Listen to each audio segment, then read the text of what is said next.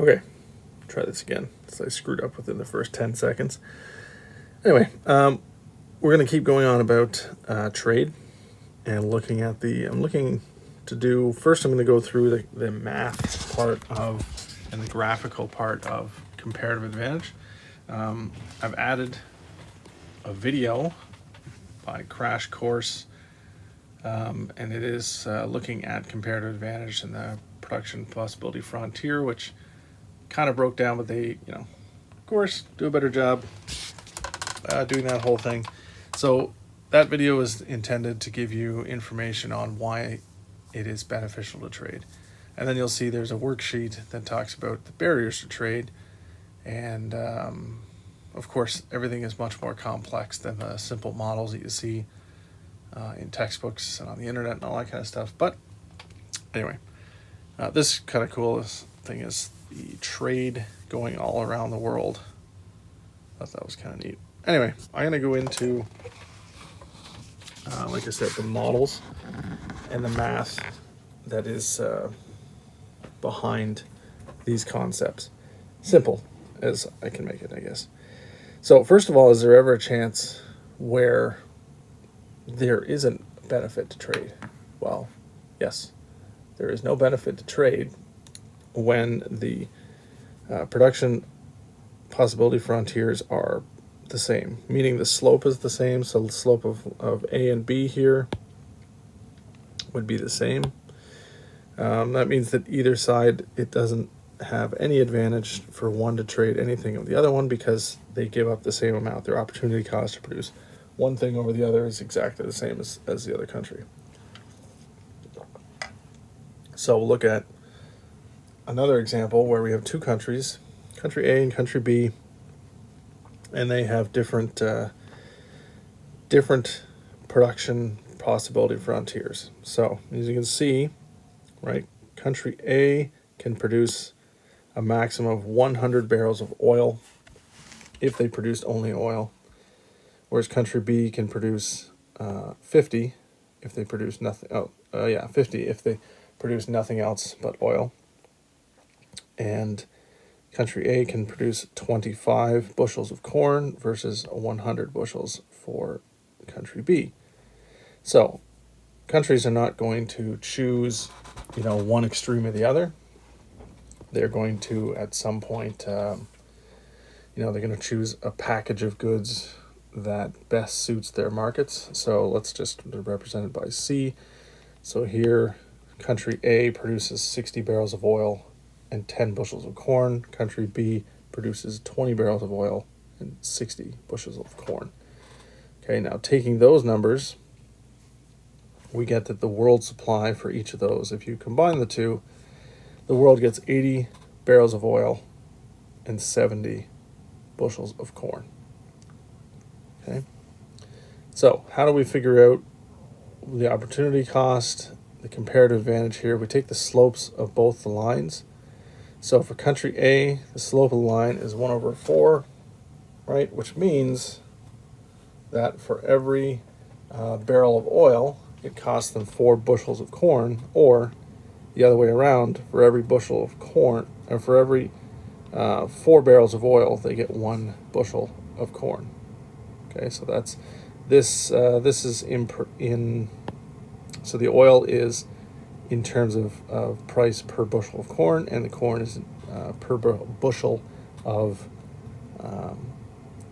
corn in price of per barrel of oil. Wow. Bushel, barrel, bushel, barrel, bushel, barrel. Not bad. Okay. So country B would give up, they'd produce 2, or what, every one, oh my goodness, every 1 barrel of oil cost them 2 bushels of corn. Country A, for every 1 barrel of oil, 1/4 of a bushel of corn is a cost. And conversely, every bushel of corn costs country A 4 barrels of oil, whereas it costs country B 1/2 a barrel of oil for every bushel of corn. Good grief. Now, if they both specialize, right, world production goes up from our 80 and 70. It now becomes 100 each, because they can each produce 100 if they only produce that. So nobody, like, there's obviously problems with absolute specialization. In this case, to get a good deal for either one of them, let's say that as a very simple example, specialization doesn't cost anything in terms of chronic unemployment or anything. There's a whole bunch of structural issues, of course, going behind this stuff.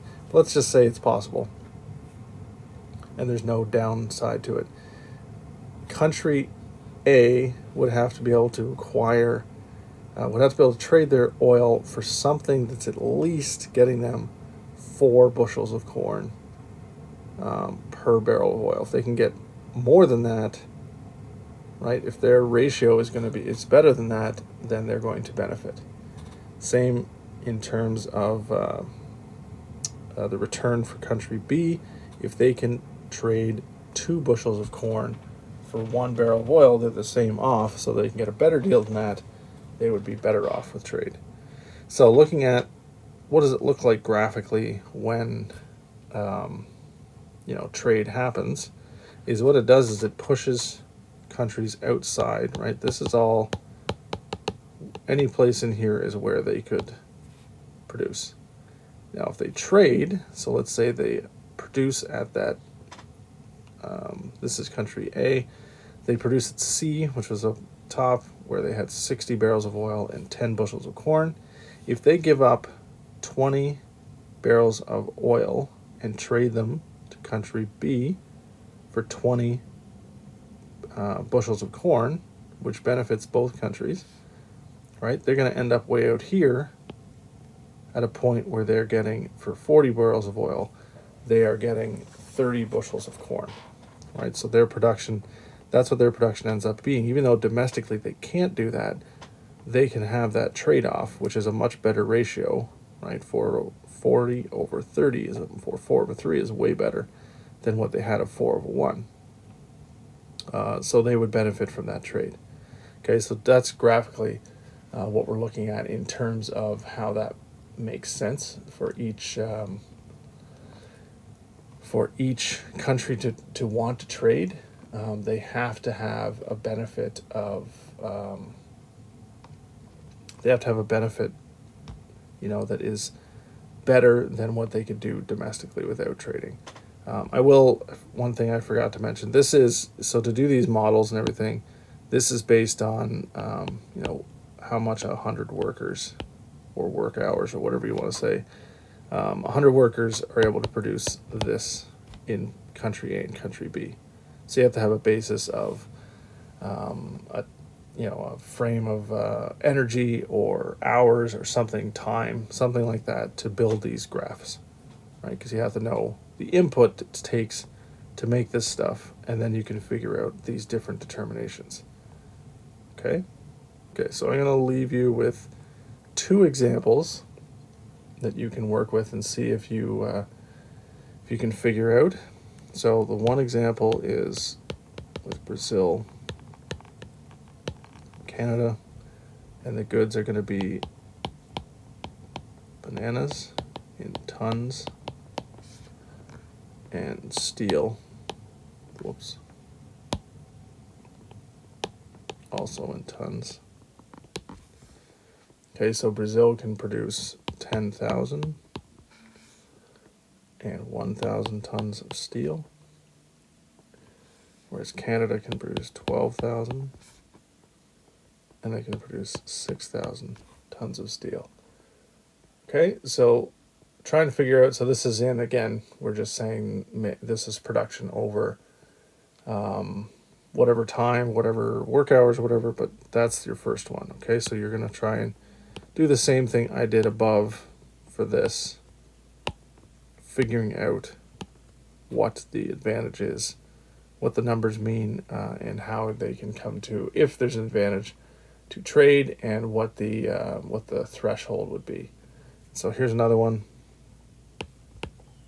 So again, we're going to have Canada, we're going to have the USA, and we're going to have oranges, and we're going to have cars, which is funny because in terms of oranges, 0 should be the number, but it's not.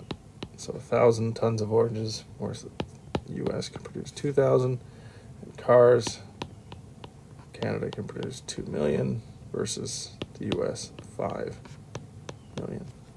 Okay, so same idea except for, well, no, it's the exact same idea in terms of the one, just different numbers. Okay, so again, you're looking at you're gonna have to find the, like I said, the slope of the line to figure out the opportunity cost. So you have to find the opportunity cost. And then that will lead to basically trade-offs. Terrible.